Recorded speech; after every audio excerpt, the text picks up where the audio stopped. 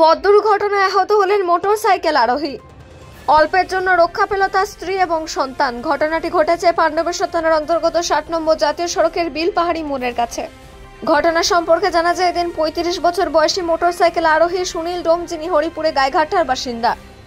সুনীল বাবু সোমবার সকালে বীরভূমের ভীমগড়ে যাচ্ছিলেন একটি অন্নপ্রাশন বাড়িতে। হঠাৎই রাস্তার মাঝে একজন সাইকেল আরোহী চলে আসে এবং তাকে বাঁচাতে গিয়ে দুর্ঘটনা বলে জানালেন স্ত্রী বন্দনা ডোম। ঘটনার খবর পেয়ে ঘটনাস্থলে পৌঁছায় পাণ্ডবেশ্বর থানার পুলিশ।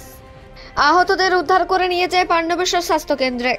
পরে তাকে স্থানান্তরিত করা হয় দুর্গাপুর মহকুমা হাসপাতালে। এলাকায় সাম্প্রতিককালে দুর্ঘটনার সংখ্যা বাড়তে থাকায় প্রশাসনের পক্ষ থেকে উদ্বেগ প্রকাশ করা হচ্ছে। বারবার হেলমেট ব্যবহার, সাবধানে চালানো এবং রাস্তার নিয়ম মানার নির্দেশ জারি করা হলেও বড় অংশের মানুষ তা মানছেন না বলে প্রশাসন সূত্রে জানা যায়।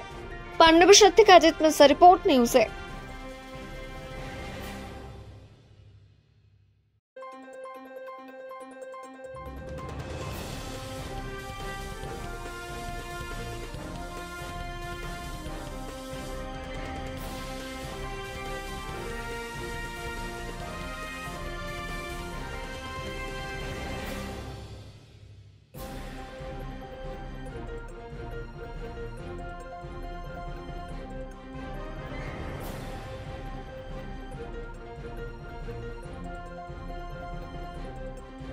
আসছিলাম আমরা বাইকে, সামলাতে পারলো না একটা বাইক প্লাস্টিকের নিয়ে সাইকেল নিয়ে আসছিল, ওকে বাঁচাতে গিয়ে মানে আমাদের এই অবস্থা।